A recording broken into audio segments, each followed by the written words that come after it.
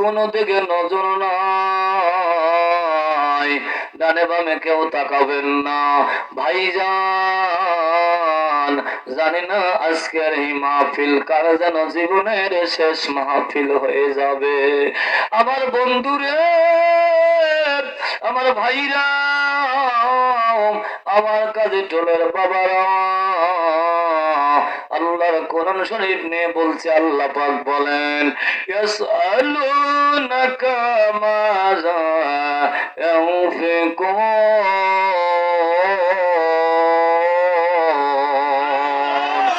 আমার ভাইরা, আল্লাহর কোরআন শরীফটা বাজান নিয়ে বললাম, সূরাতুল বাকারা থেকে বলেছে, আল্লাহ বলেন, ইয়াসআলুনাকা মাযা ইউনফিকুন।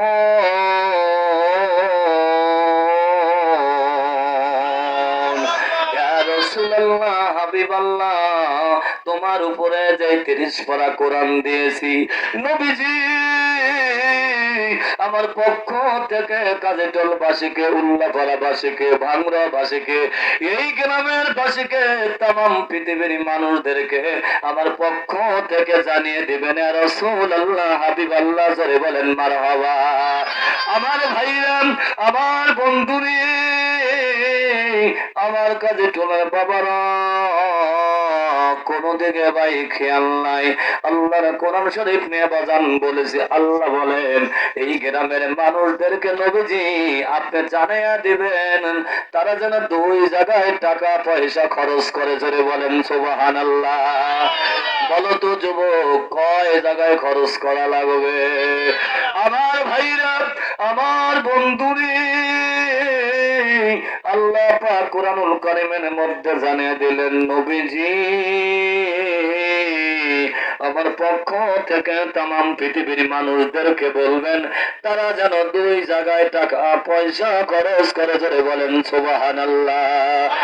আরো জোরে বলুন সুবহানাল্লাহ।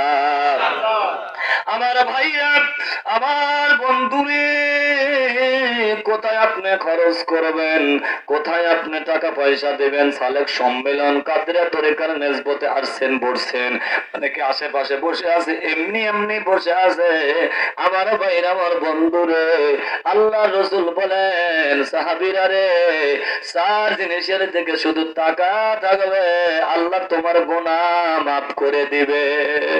আমার ভাইরা, আল্লাহ নবী বললেন, সাহাবীরা রে, 4 জিনিসের দিকে তাকায় থাকলে আল্লাহ তোমার জীবনের